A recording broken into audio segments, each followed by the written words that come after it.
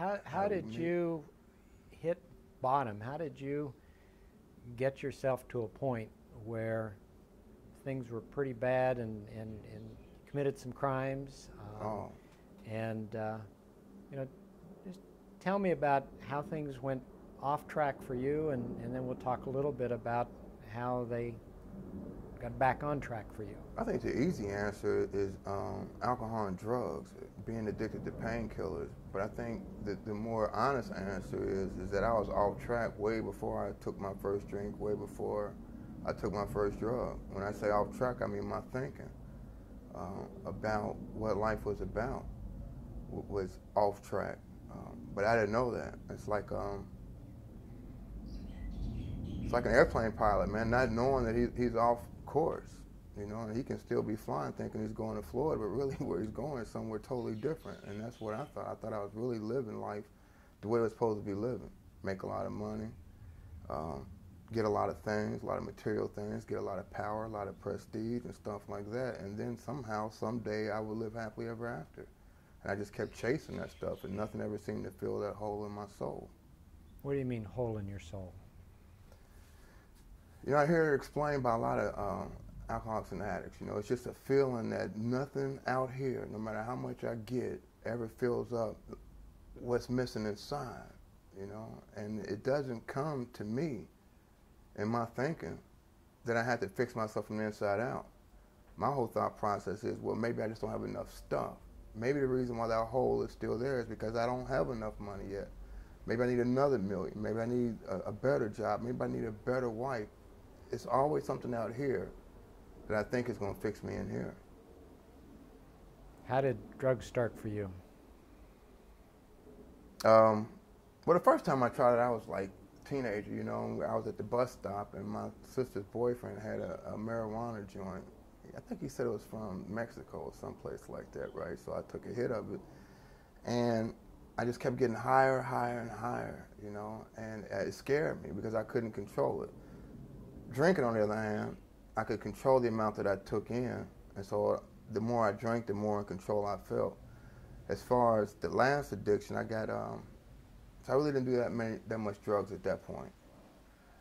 But I hurt my shoulder lifting weights and tore my rotator cuff, and I went to the doctor, and he prescribed me a painkiller called Percodan, which is an opiate.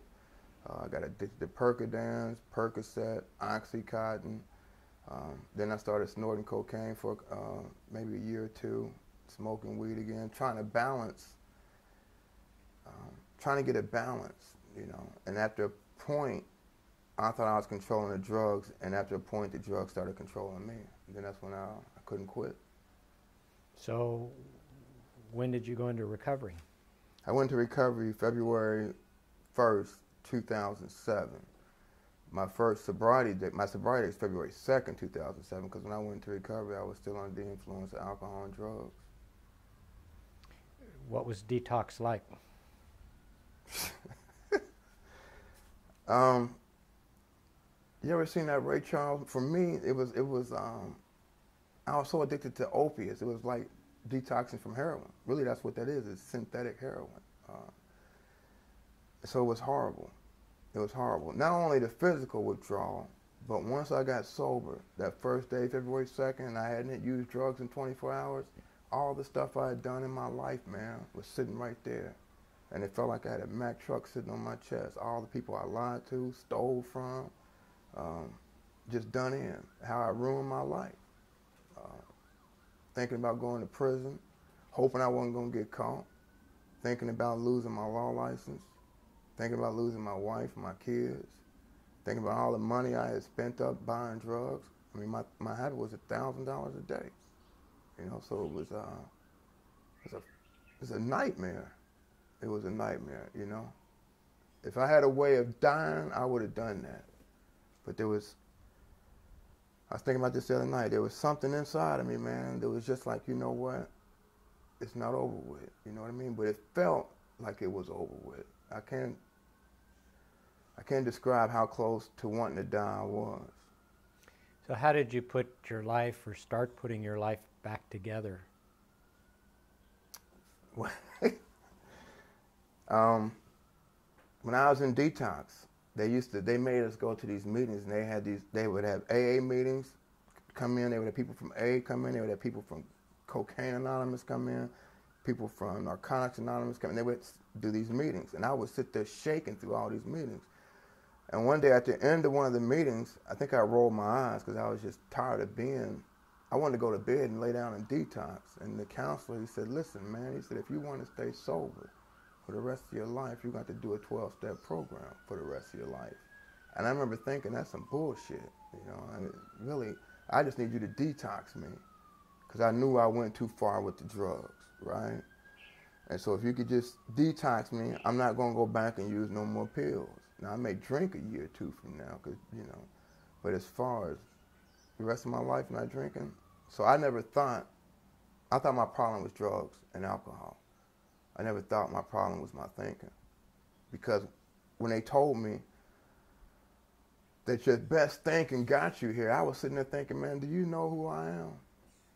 I mean, really, do you know that I went to law school? Do you know that I came out of nothing and became something? What do you mean my best thinking got me here? You know what I'm saying? So it took a long time for that truth to sink in, like, you know what, your best thinking really did get you here. Because I'm inside detox. I'm on my way to the penitentiary, right, with all these thoughts, all this best thinking.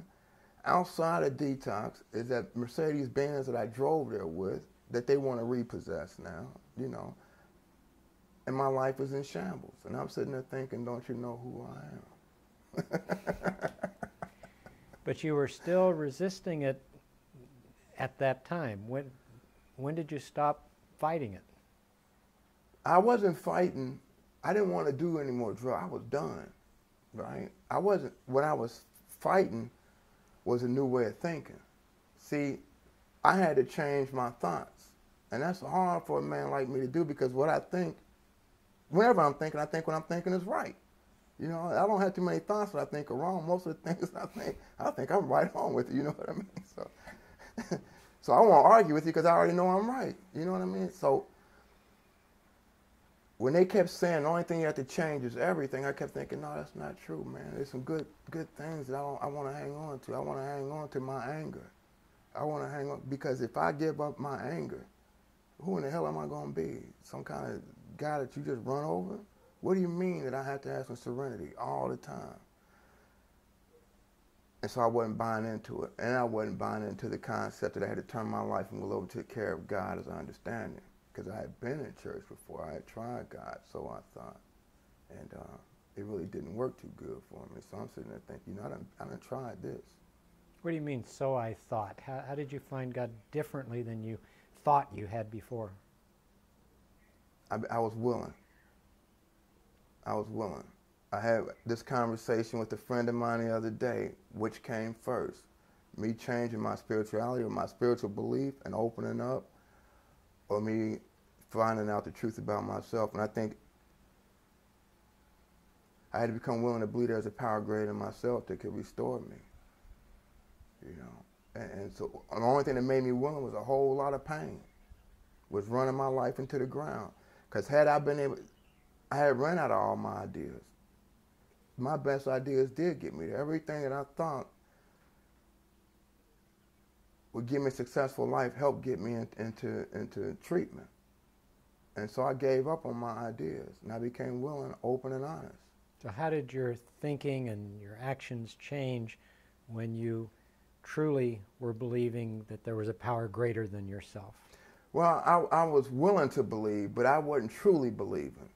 You know, that was a process, man. It wasn't like one day I was just like, okay, you know, bright light hit me, and I'm sitting there thinking, you know, I see, you know, come to Jesus. It was more or less going through a whole bunch of stuff in those first couple of years of recovery. You know, losing my house in foreclosure, telling my wife I've lost everything, because she didn't know. She knew I was an addict and needed some help. But she had no idea the circumstances around our finances and the wreckage I had created.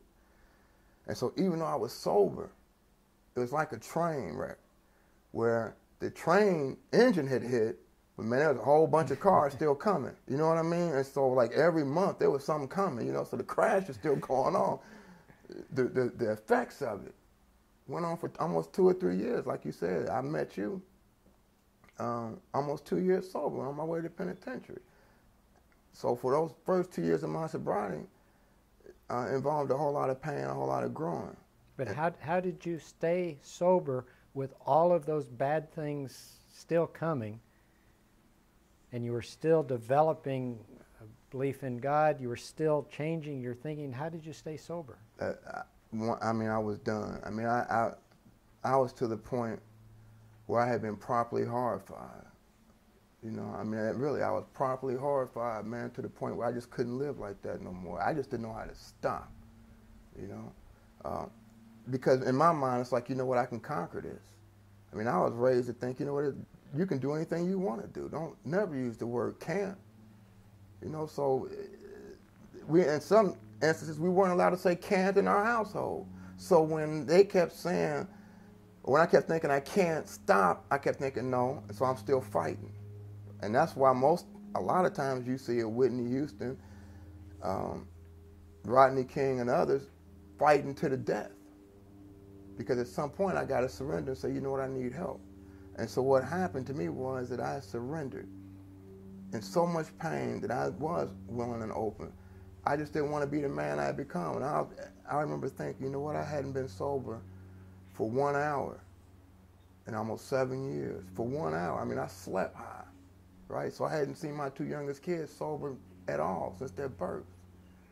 And I remember sitting in my office one day, looking out the window, and they had, the Cincinnati Reds had their opening day parade walking right down the main street downtown where my office was. And I'm looking at all these fathers holding their sons on their shoulders, going to the game, man, with Reds caps on, and they were sober. I remember sitting there thinking, man, I would give anything not to be high, anything to be out there and enjoy it.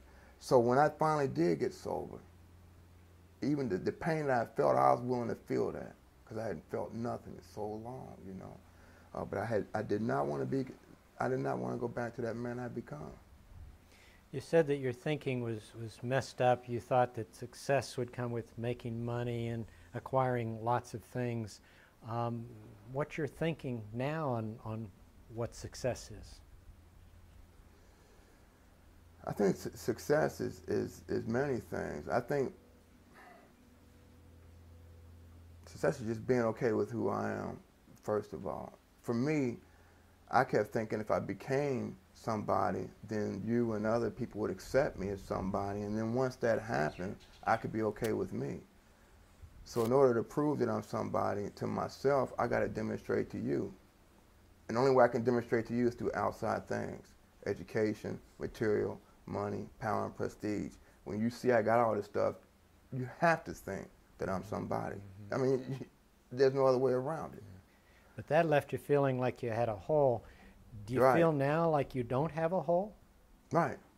What filled that hole? What made the difference? It's a daily, really, working the 12 steps of Alcoholics Anonymous made the difference, because what that forced me to do, step one, I had to admit that I was powerless over alcohol, that my life was unmanageable. Step two was I had to come to believe that a power greater than myself could restore me to sanity. Step three, turn my life and will over the care of God as I understand Him. And step four is do a moral inventory. And that is when you have to write it out. And so then I get to put down on paper truthfully. So I had to be rigorously honest about myself. And not just cash register honesty where I go in and tell you, well, you know what, you gave me back too much change. Honesty within here. So I had to look at why it is that I had these resentments. I had to look at who was really the problem. I had to put it on paper and read it to my sponsor. And there was something about that whole process that brought the truth about my life into perspective. And it was almost like saying, oh man, this is how I've been living. This is who I really am. See, it's who I really, I can think that I'm the best person in the world, and I do. You know what I mean? I mean, like I said, I'm not much, but I'm all I seem to think about. But when I put it on paper and I'm reading it to you, there's something about that process when I know when the words are coming out of my mouth, there's something about that process where I know if I'm being honest or not, just by reading it out loud. And so when I first tried it with my sponsor, I knew I had to do this whole inventory, right? And so I'm figuring like this, if I'm gonna go down, at least I'm gonna look good going down, right? So I'm writing stuff out like, well, I'm mad at my wife, but she, you know, so I'm telling the truth in one side that I'm angry at her, but I'm also still casting blame. What the inventory says is, no, we don't look at the other person's fault. This is my inventory, right? What did you do? You know, so even if I think that, for instance, you know, my dad used to beat me when I was younger, right? So I carried that resentment into sobriety. And so I remember sitting down with my sponsor, telling me I'm resentful at my father. Why? Because he used to beat the shit out of me when I was little for no reason. And he would say, well, what's your part in it? My sponsor would ask me, and I was like, what do you mean, what's my part in it, man? I'm 5, 6 years old. What did I do wrong? He said, what's your part in it?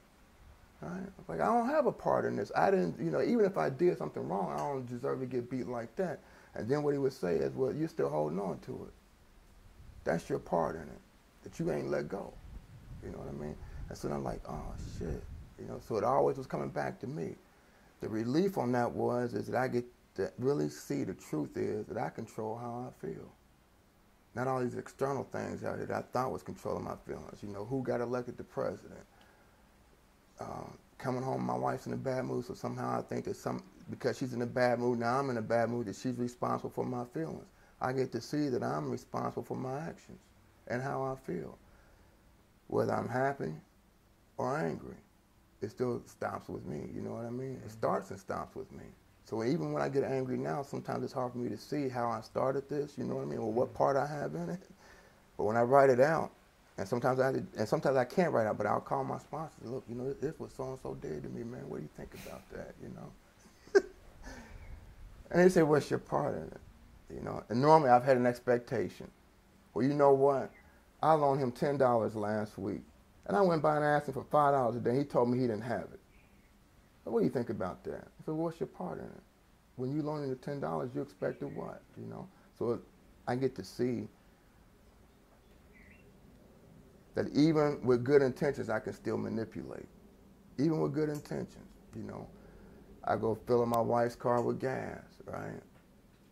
And then I ask her, well, can you stop and get something on the way home? Well, I don't feel like stopping. Then I get mad, well, I got you gas this morning. You know, what's my motive? You know, it was a good intention, right? But now I'm thinking for something, I'm like, well, you know what? You still mean, so I got it, but it comes back to me. And so it's a continuing process of learning the truth about me. Even in traffic, when people are driving in ways that are frustrating, that's your fault? Yeah, whenever I'm disturbed, there is a spiritual axiom, right? That whenever I'm disturbed, no matter what is the cause of the disturbance, there's something wrong with me.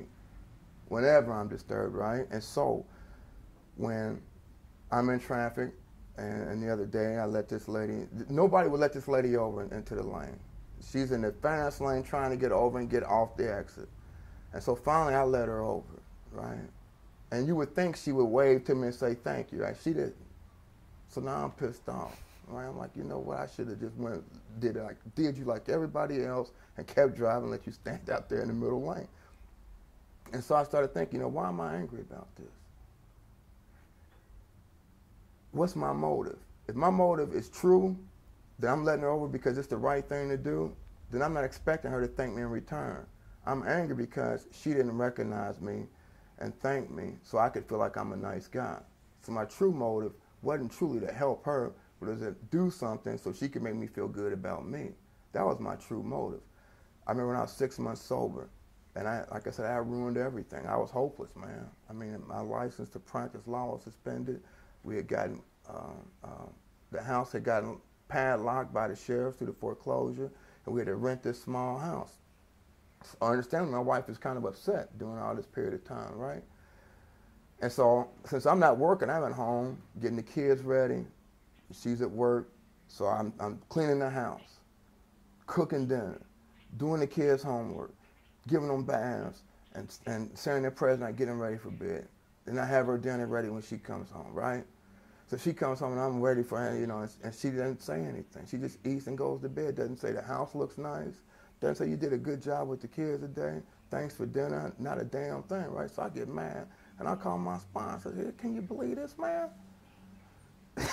He said, what's your motive? You're the father of those kids. You're the husband.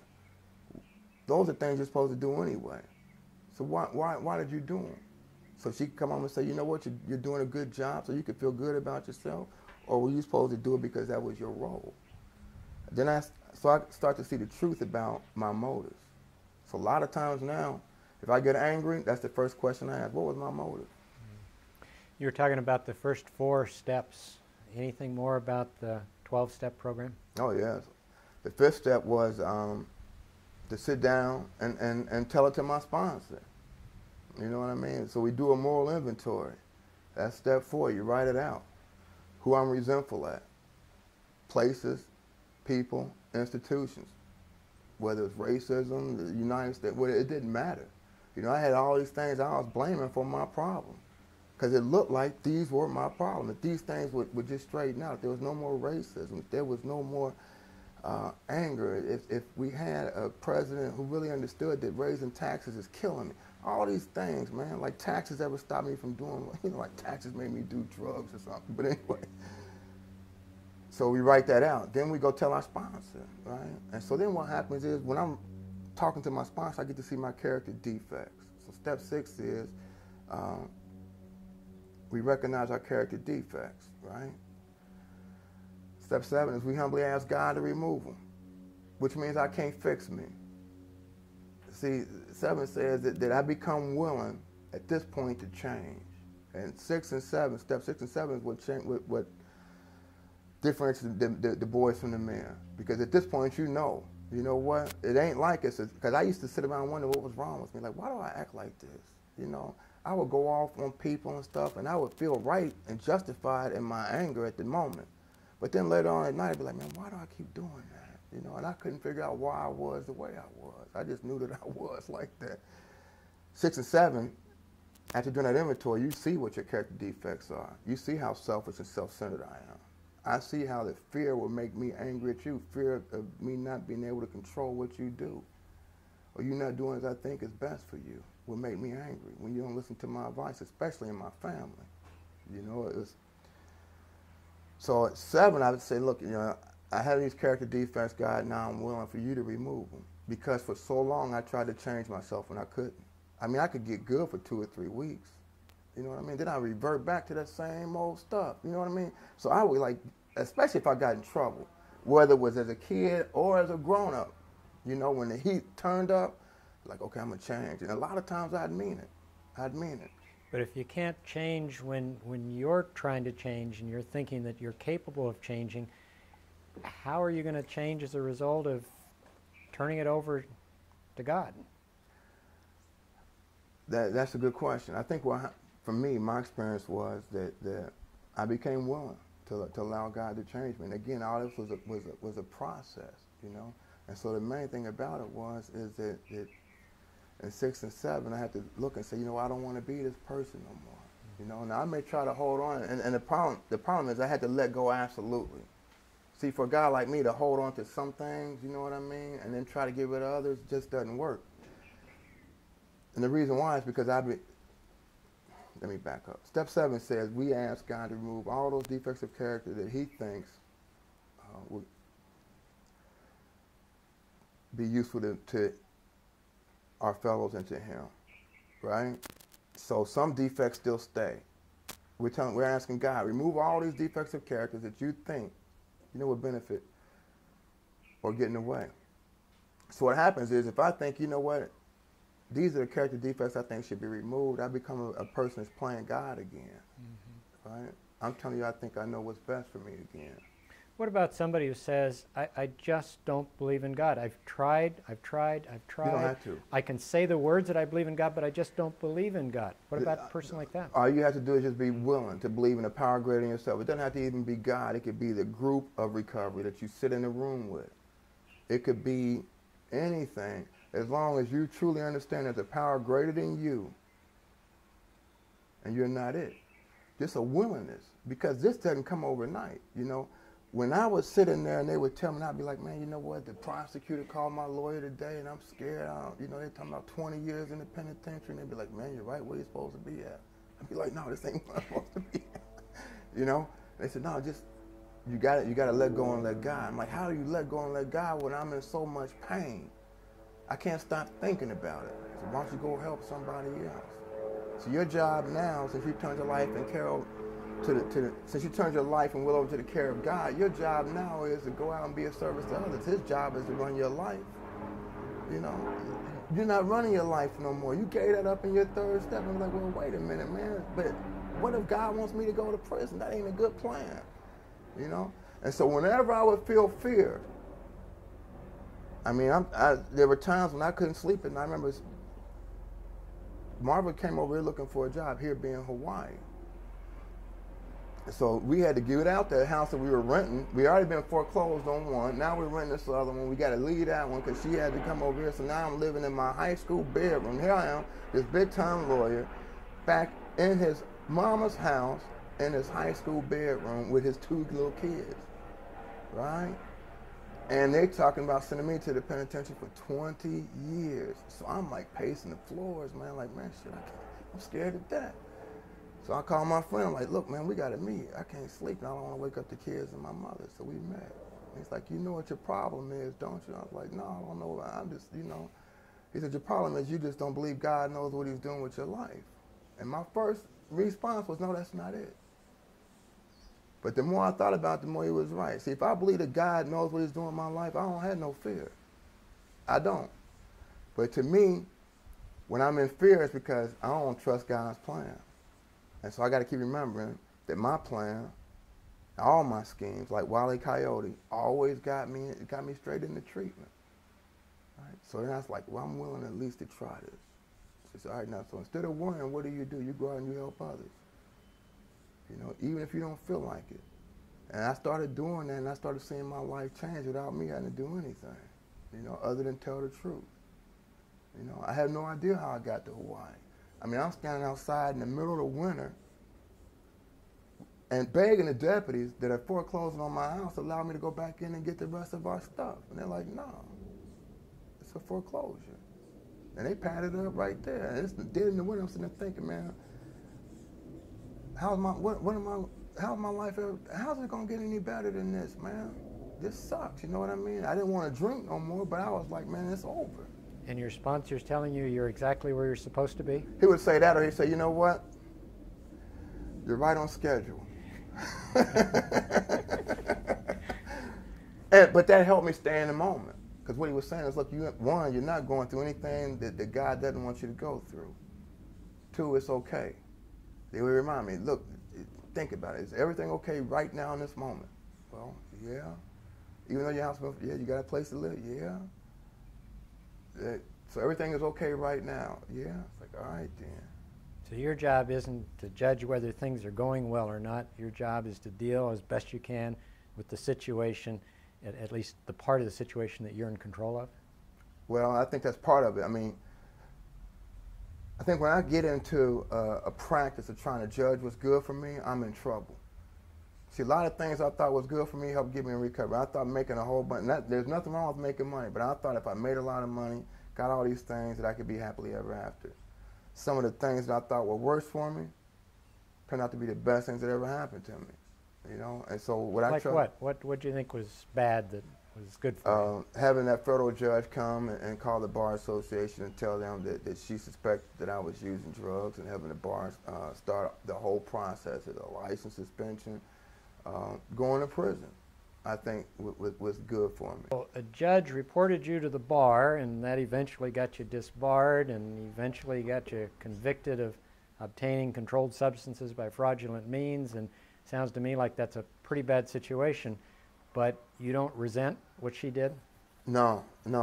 Like I said, it saved my life, and I had to go through what I had to go through to get to where I'm at right now. And where I'm at right now is happy, content, joyous, and free, right? The type of freedom I had in prison, I never had on the outside. Never. You know, the freedom to know, you know what, I am who I am.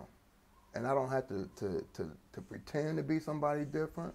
I don't have to tell you what I think you want to hear so you'll like me. I don't have to fear what you think of me. And it's not that I don't care what people think of me, but I don't have to sit there and worry about it. Like, you know what, this person, I used to worry about that. You know, if I say the wrong thing, these people aren't going to like me. you know, or what if I do this? You know, so with so much fear driving my life. And so once I became okay with who I am and my relationship with God, I knew I was right where I was supposed to be at. So the 12-step plan for you changed things? Well, that changed you? Yeah. Like steps 8 and 9 is made a list of all the persons we had harmed and became willing to make amends to them all. That's step 8. Step 9 is make amends to all these people we had harmed unless to do so would injure them or others. So, you know, I harmed a lot of people, but I don't make amends if I think that me making amends would injure others. For instance, one example they use in there is if you have extramarital affairs. You know, you don't want to go to your wife, well, I did all these things. Not only are you injuring her, but you're injuring the other parties that have nothing to do with this. You know what I mean? So you make amends, but that's not an excuse not to still not change. But I had to make financial amends. I had to go to clients that I was good. I had to go back and talk to judges that I lied to. And there's something about facing these people. And not just saying I'm sorry, but to say, you know what, I was wrong. See, there's a difference between I had an argument with my sponsor early on. And I remember saying, you know, after thinking about what he said over and over, I said, you know what, you're right. He said, no, you're wrong. Now say it. You know, and that was the hardest thing for me to do. It was easy for me to say, oh man, you know what, I was thinking about what you said and you were right. He's like, no, you were wrong. Now admit it. And so I had to admit it. There's something about going back, making these amends where not only do I tell you I'm wrong, but I also have to ask you, what can I do to make it right? And what that does is, there's a lot of fear in doing that because you don't know how they're going to react. But what it does is it gets to show me how running my life got me in this position. How me thinking I know it was best for me got me coming back apologizing to you. You know? And so I get to see up front and personal what running my life is really like. Right? And so then there's a better way. Step 10 says, you know, we continue to take a personal inventory, right? And when we're wrong, we promptly admit it. So that way I don't have all this stuff that keeps getting built up, blocking me from God. See, once I get through that inventory, once I make these amends, I become free. So I don't have to hear the phone ring and say, man, I wonder if that's a bill, you know, who's that? You know, or I used to get the mail, man, and just throw it in the drawer. You know what I mean? Problem solved. I don't have to run and duck like that no more. You know, so it's a freedom. It's a new freedom for me. You know, it's like, you know what, as long as I continue to do this daily. Because if I don't do it daily, it's just like lifting weights or anything else, man. I will go back, I will revert back to however I was before I started. See, people can get motivated. I mean, I would go listen to speakers and get motivated, and that would last like 6 hours. You know, I'd be like, man, where'd that motivation go I had last night after I heard that dude talk, right? Because for me, I'm still trying to live on yesterday's motivation today. So I got to wake up in the morning, do my prayer and meditation. Step 11 says we continue to seek conscious contact with God, praying only for His knowledge, only for the knowledge of His will for us. Praying only for the knowledge of His will for us. Because anything else is too much. What is your will for me? And asking for the power to carry it out. Because see, I remember I used to say my prayers in the morning, right? Like, you know, God, I'm going to go out here and be helpful to others. And as soon as I hit that highway, man, I'm ready to cut somebody out. I'm like, man, what happened to that spiritual moment I had a couple of hours ago, right? I need the power to carry that out. And there's one who has all power. That one is God. Right? And it says, may you find Him now, not tomorrow, not yesterday. May you find Him now, which means right now, because right now is all that exists. Nothing else exists but right now. So I need that power to carry out. So I need to do that daily. You know, I need to practice these principles in all my affairs. Right? And that's the hardest place to practice spiritual principles is in my house. Because see, it's easy. I could go to an AA meeting, right, and you drop a cup of coffee, and I'd get up and I'd go get the tit and I'd clean it up for you. I let my son drop one in the living room. You know, so now I'm yelling. So one day I had to ask myself, why is it that I'm willing to treat these people like this, but then yell at my son for dropping coffee? You know, And I knew, you're not practicing these principles in all your affairs. Why do you have this double standard? Right? Because my expectations. Here I want to look good. I want to be spiritual over here. In my house, I can just be an asshole. And so all these things I had to go through, that's the progress. You know what I mean? There was no change for me overnight. I had to make that progress, and I had to look at myself honestly and say, why am I doing this? Before I wouldn't. I would look at you. The reason why I cussed you out is because you dropped that coffee. You know what I mean? No, the reason why I cuss you out is because I can't control my temper. The reason why I cuss you out is because you make a mistake, the same ones I've made all my life, but for some reason I can't see that you're just like me. The reason why I get mad at the lady in line who is there and forgot her credit card or whatever, and she's holding up the line, it's because I keep forgetting that I've done that before. So I'll get angry, like, why'd you get in this line and you didn't have your stop? You know what I mean? And I'll forget, what, she's just like me. So what's the 12th step? 12th step is that we carry this message to other alcoholics and practice these principles in all our affairs.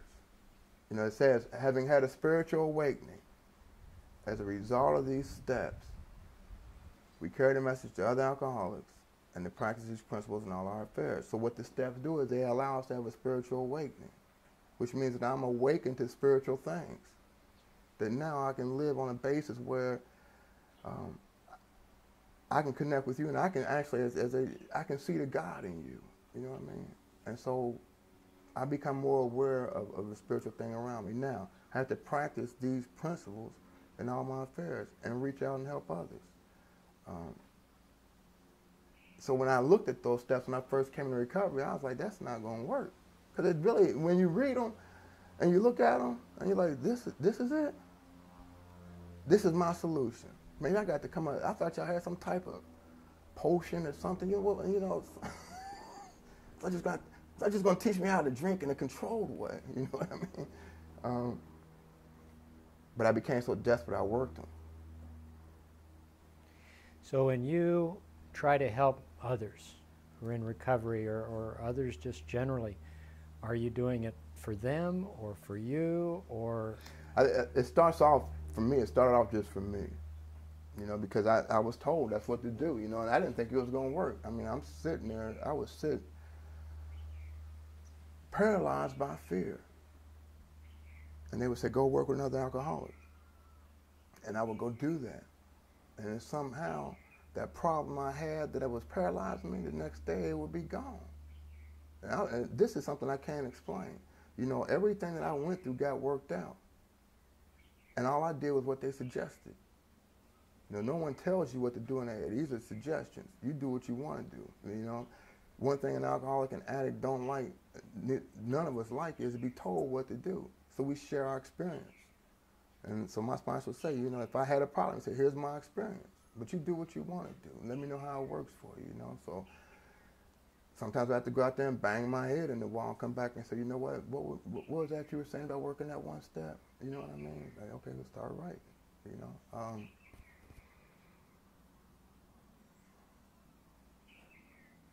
So it continues to be that journey, and the journey just becomes more about being more aware of you and becoming, not spiritual gurus, I mean, it's just becoming a part of and not a part from. There's so much I just felt like I wasn't a part of, and I didn't want to be a part of a lot of stuff. I didn't want nobody calling me after 5 o'clock. I don't want nobody knocking at my door. What do you mean you want me to get up and help you? You know what I mean? Just stop drinking, click, you know what I'm saying? All these things that stem from a very selfish, self-centered person, right, gets transformed if I'm willing. So for you, giving is either better than getting, or giving is the only way that you're going to feel like that hole's been filled inside of you? I'm also compelled to do the best I can, whatever I believe I'm supposed to be doing. So it's not just giving, but it's also not being afraid to write a book, not being afraid to do all these things that fear has a way of keeping me in a place I'm not supposed to be in. But see, I don't see that. You know, what I think it is just being cautious, right? So I'm like, you know, but when I know that I should be doing better, I get convicted now. So it's not just about me giving, but there is a spiritual economy that says the more that I give, the more that I receive. But I believe, my belief in God is the reason why I'm getting more is to give more. See, it's not the more I give, the more I receive, and I keep it.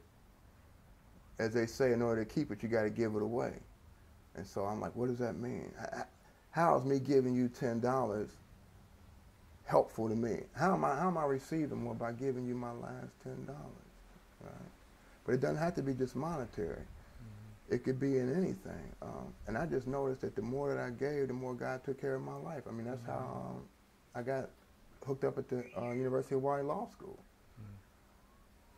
What would you say if somebody called you in the middle of the night and said, you know, they're feeling anger, and they're feeling that anger is too much for them, that they're just going to take a drink, or they're going to take drugs, or whatever it is that they've tried hard to stay off of?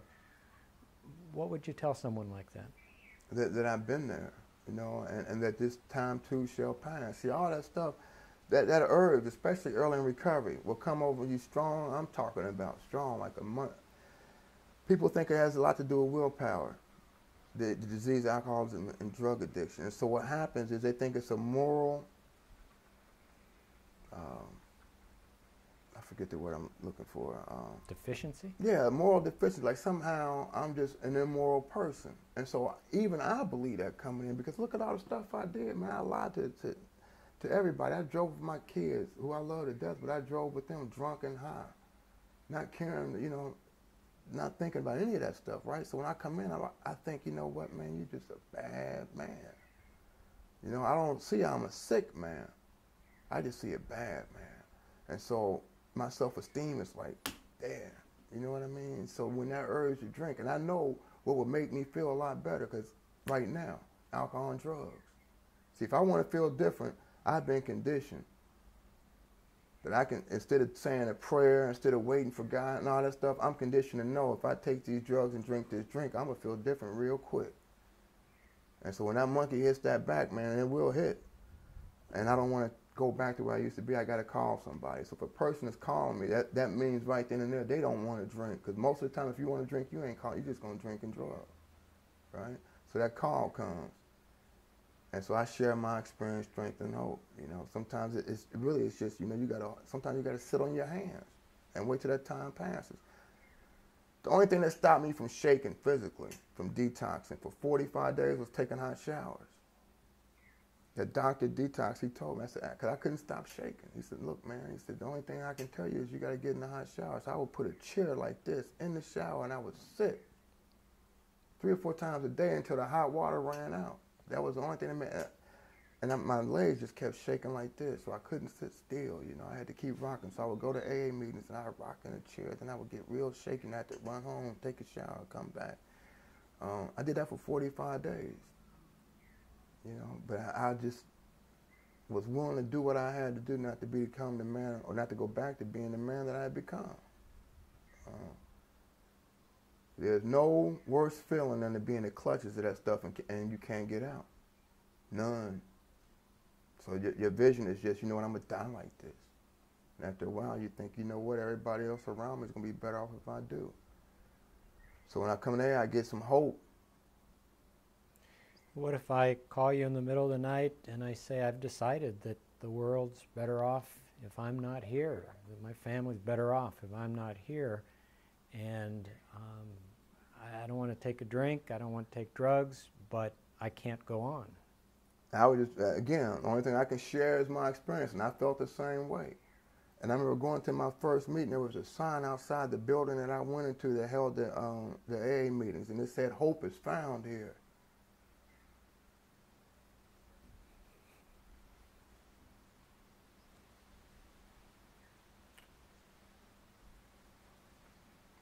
I'm telling you, man,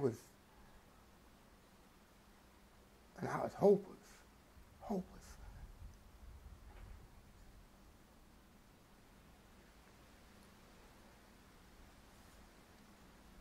So I was the same way, you know, and they kept telling me, if you just do this, if you do this, if you don't drink and drug, you do this one day at a time, you let God run your life, you're not, they would say you're not going to believe your life 2 years from now. Now I was in prison 2 years later, but I'm in Hawaii.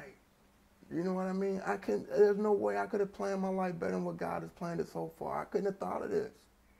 If you would have said to me, Kenny, now that you're sober on your second day, third day, or first year, write out what you want. Write out what will be the best life for you. I would have never thought of this. God's plan has been better, but I'm telling you, man, I would tell that person, don't leave before the miracle happens. Don't check out before the miracle happens. I'm telling you, man, miracles happen when I turn my life over to God, but I got to do my part.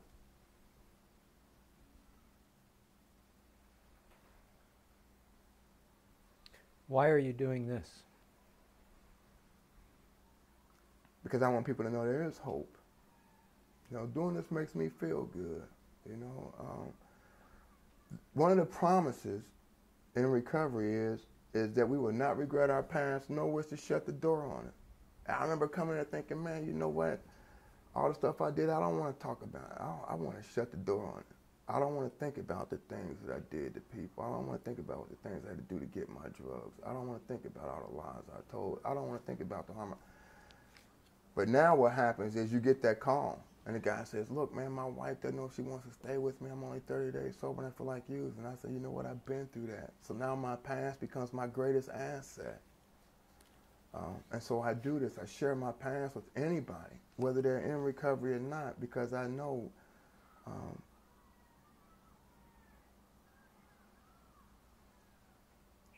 that we all have hard times, man. We all have hard times. From my point of view, you went through hell, and I hear you talking about what you went through as though it were a gift of some kind.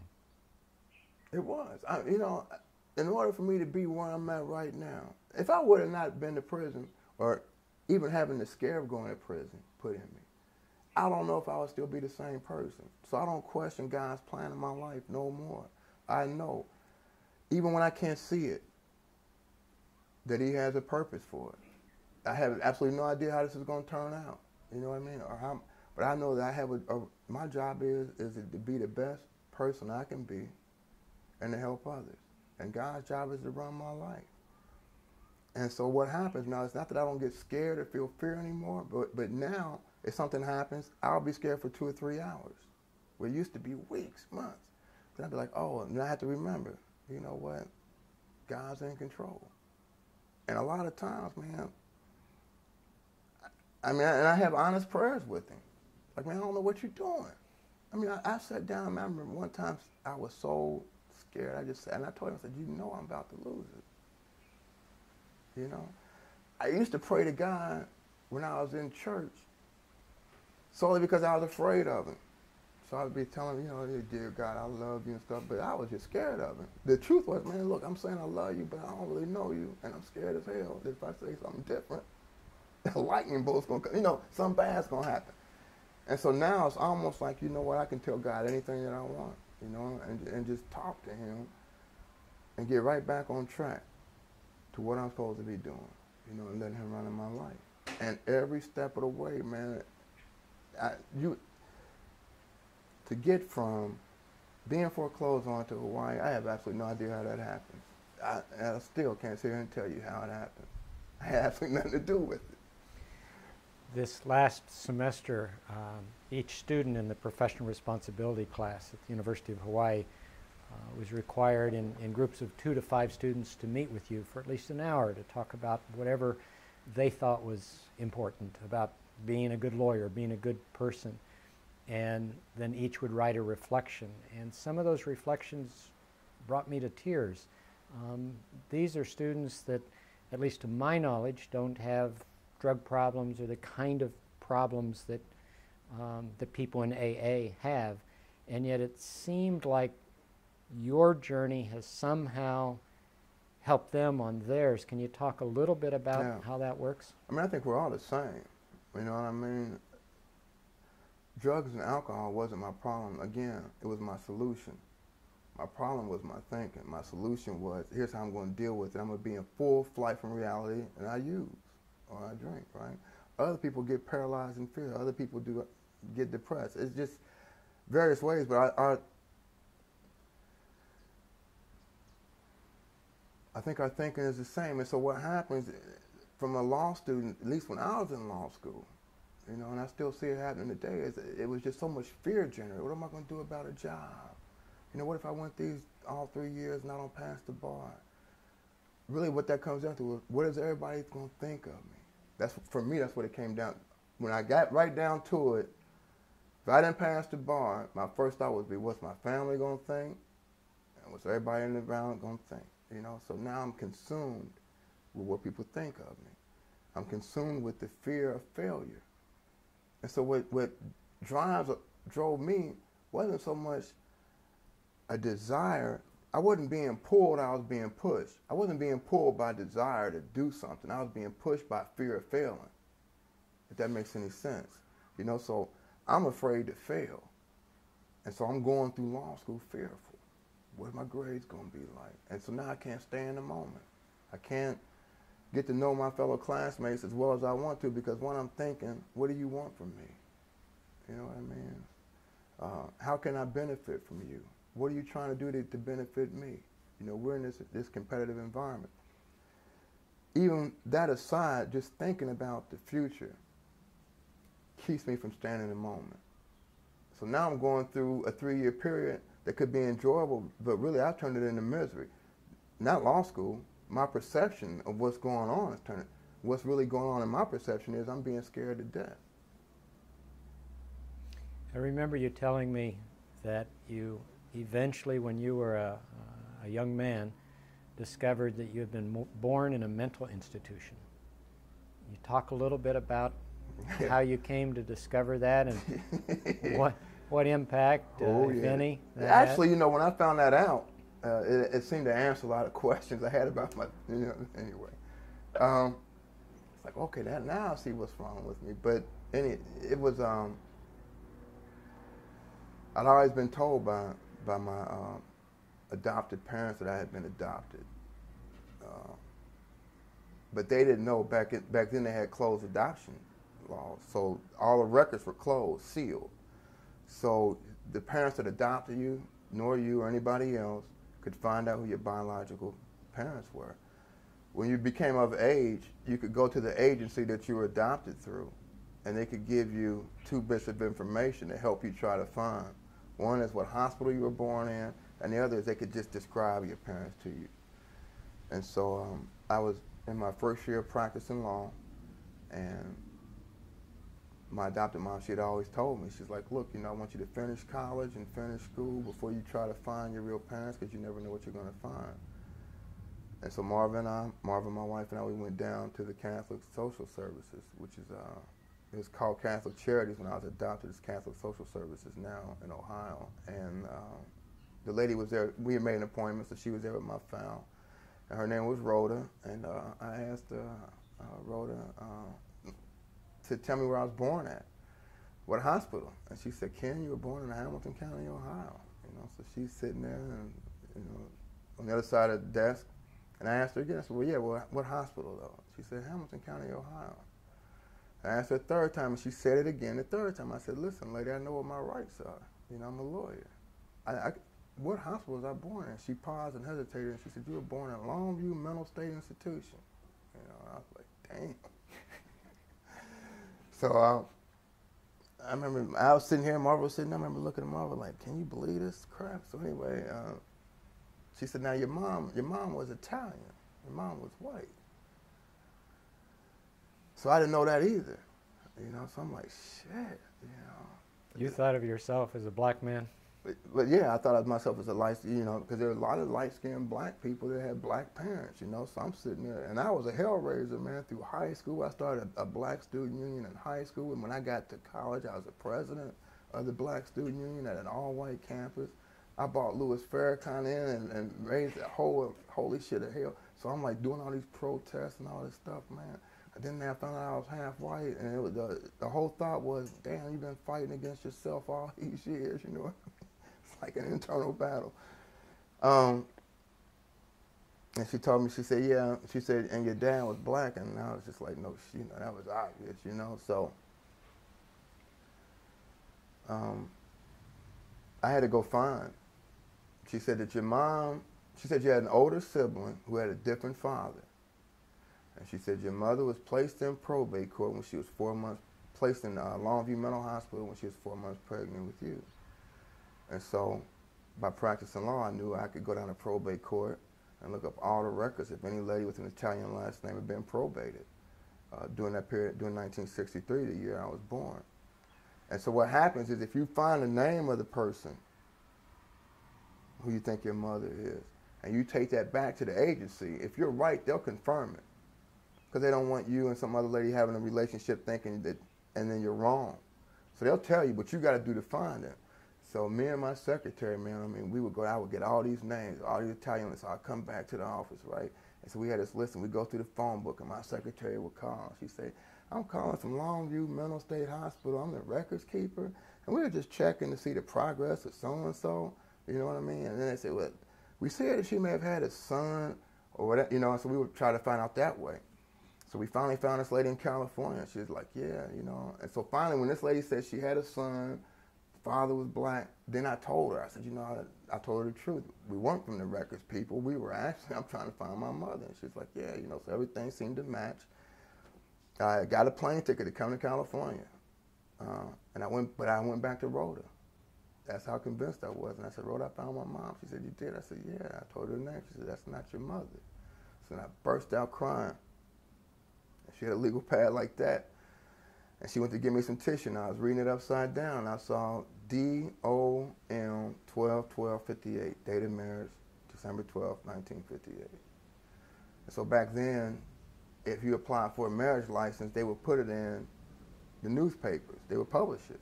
And so I went back to all the newspapers in 1958 in December to see if any Italian lady applied for a marriage license, right? So I took all those names back down to probate court, and one of them matched, Stella Angelo. And that's when I came back and we started calling people in the phone book. And there was an Angelo's Pizza in Cincinnati, a big pizza chain. So I was thinking, I'm going to be rich in the morning. Anyway, so we're in the money. Anyway, but it wasn't connected. So anyway, we get back, and so we call the Angelos in the phone book, and we get this older lady from northern Kentucky. And she says, yeah, I was married to your mother's oldest brother. And I don't know, but he died years ago. I don't know if he's still living.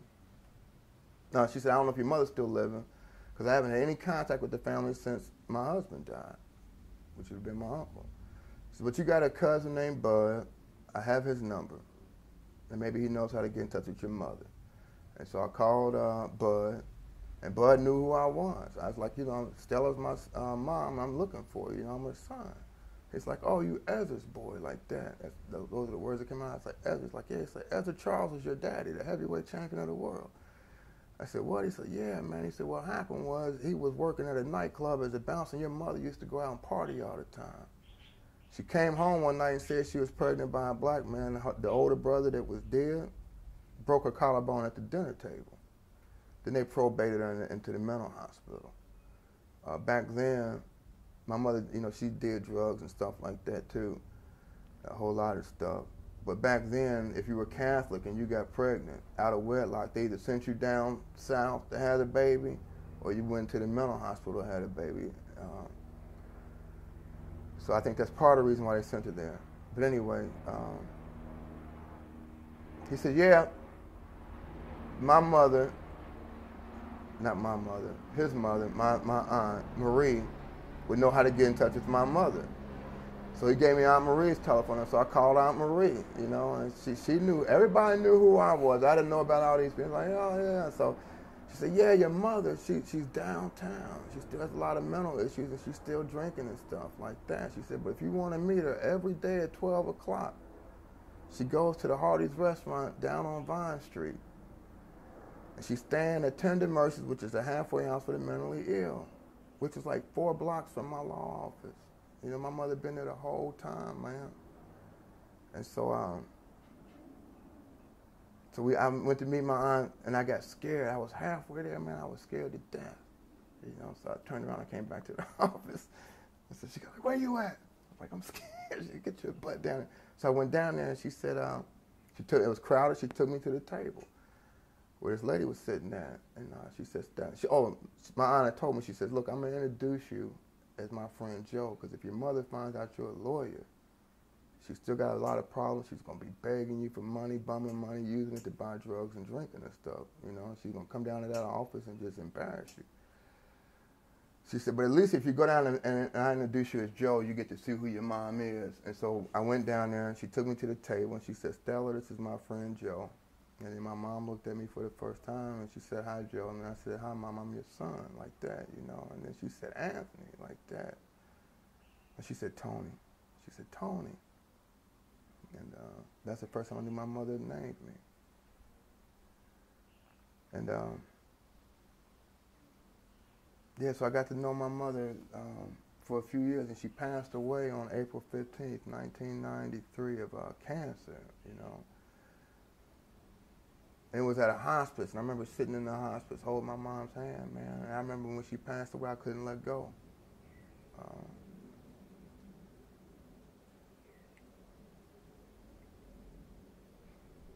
And I remember thanking God, saying, you know what, I'm just so thankful that, you know, she was there with me when I came in this world, and I got a chance to be with her when she went, you know. And that's the first time people kept telling me, man, they kept saying, your mother was beautiful, And I couldn't see it because when I met my mother, the wear of a hard life was all over her, man. I mean, all over her.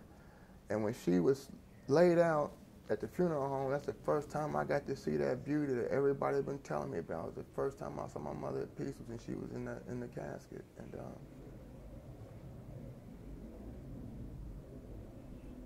yeah. Why did you feel you didn't know her until you were a young man, and by then she was too far gone to have a normal relationship with, and yet you really felt a strong, strong bond? You know, for my entire life, man, I was always wondering where I came from. You know, people, my brothers who I was raised with in the adopted family, they were all related. So that I could see the resemblance in the family. But there was no one on this earth I could say, you know what, they have my blood in them, they have my DNA, none of that. But there was always something about my mother. I can't tell you why. From the time I was little, man, from the time I was little, there was always something about my mother. I never really had too much respect for my father based on what I heard. He just abandoned her, so. But it was always about my mother. I don't know why that was, still to this day, but I remember when I was in prison, I took this course to get some time off, and it was like a recovery course, a therapeutic course, and one of the exercises they had me do was to talk to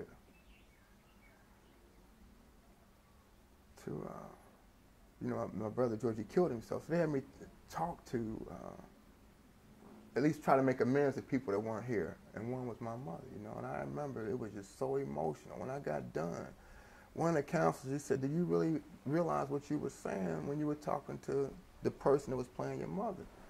He said, what struck me was you apologized to your mother. As if it was your fault that her uncle beat her.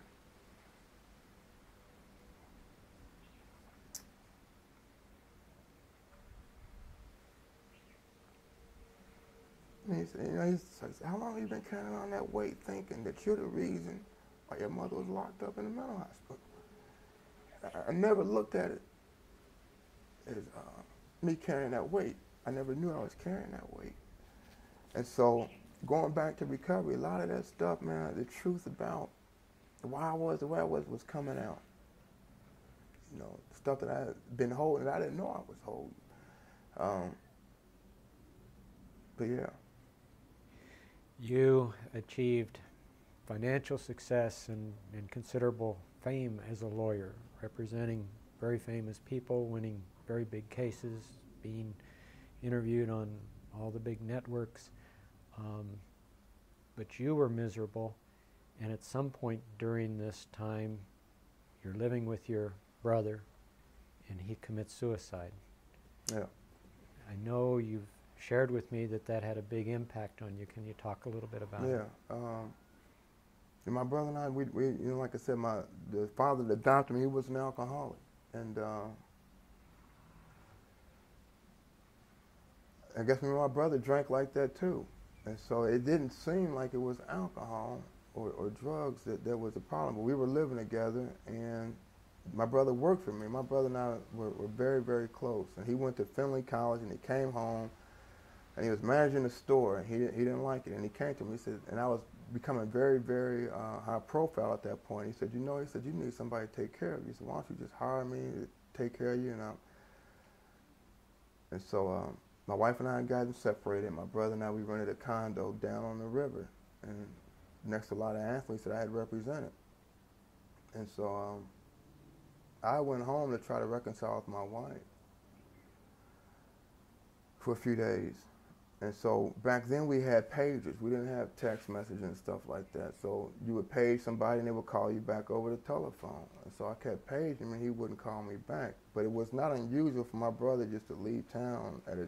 He had a baby up in Findlay, so he would just leave, you know. Findlay was like 4 hours away.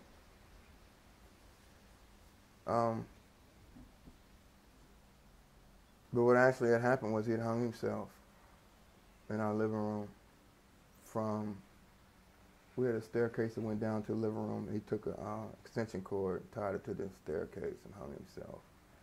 And there was an empty bottle of Jack Daniels on the dining room table, a note to me, and an old CD of Brian McKnight playing. Had been playing for 2 days. And that's the most pain I ever felt in my life, you know. And what I was so used to trying to be in control of things that whenever anybody in the family had a problem, I would throw money at it. I'd make a telephone call. I knew somebody that could fix their problems. So I never felt powerlessness until he was dead. And there was nothing I could do to bring him back. And it was just the most painful time period in my life. We used to watch this movie with Richard Pryor in it. And Richard Pryor played this bus driver. He was driving these kids across the country. And so whenever the kids would get on his nerves or they would come to me, the only thing he would say is, look, I just drive the bus.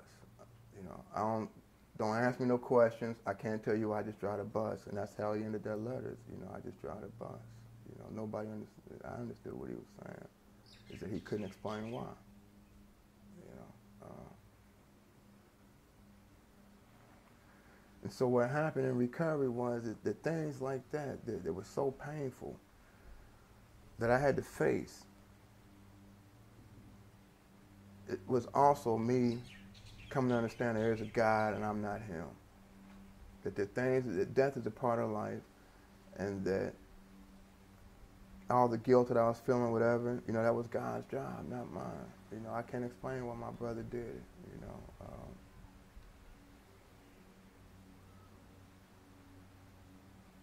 Yeah. Before, when you're talking about people in recovery, you're talking about the importance of having hope. Can you talk a little bit about what you mean by hope and whether its importance is broader than just for people in recovery? Yeah, that you know, that everything does pass in time. I think a lot of it is like our conversation the other day. It was just a spiritual awakening, you know, to understand that one, there is a God, I'm not him, and then to be given a second chance, just to see, can my life be different? Because coming in, I'm telling you, for a guy like me coming in, I couldn't see any hope. I could not see any hope. My hope was given from other alcoholics and drug addicts, just from other people, saying, hang in there. It's going to get better. Or I would say things like, I'll be glad when it gets better, and they would say it already is. You know, it already is. Did you drink today? No, I didn't. Did you do that? Yes, I did. Well, it's already better. Well, it don't seem better. It don't feel better, you know what I mean? Because I was so used to going on my feelings. And so I let my feelings judge my actions. If I felt bad, that means the things had to be bad.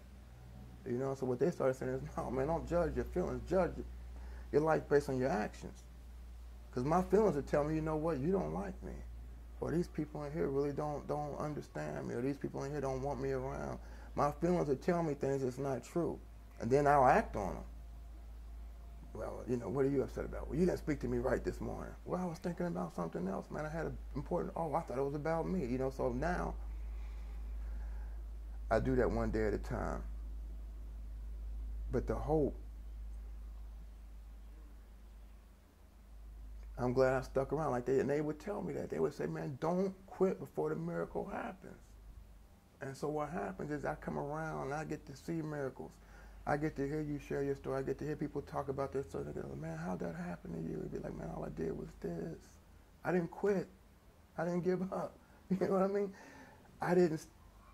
And so slowly but surely, things started happening without me doing anything other than what I was supposed to do. You know what I mean? And continue to evolve as a person. But no, man, as far as hope is concerned, there's no way I could have designed this. No, absolutely not. I work in 2 years ago, my view, each morning I woke up, before I went to work, my view from my bedroom was of a prison compound. And my job was to go out there and make 13 cents. Was it 13, maybe 13 cents an hour picking up paper. That was my job. Now keep in mind, I used to bill $400 an hour as an attorney, right? So now I'm picking up. So to go from there to here, from my office now I can see Diamond Head, right? How does that happen? How do those miracles happen? There's so many miracles, and we're all part of it. But I don't care who you are. As long as I don't quit, I got a chance. I got a chance, So then what happens is I look at it, I'm like, what? I'm here by the grace of God. I get a second chance at life to live it a little bit differently, right? So now, do I have to live it in fear? Can I go out and do some things that I thought, what, I couldn't do? And there's some people that believe in me, right? Before I could believe in myself, and could see things in me. And I would trust them. They'd be like, well, you can do that. I'm like, well, I'm going to trust what he has to say because I don't see it. You know what I mean? But now I'm starting to believe it. And that's all that process to say, what, maybe I can do this. Maybe that this life can just continue to get better and better and better,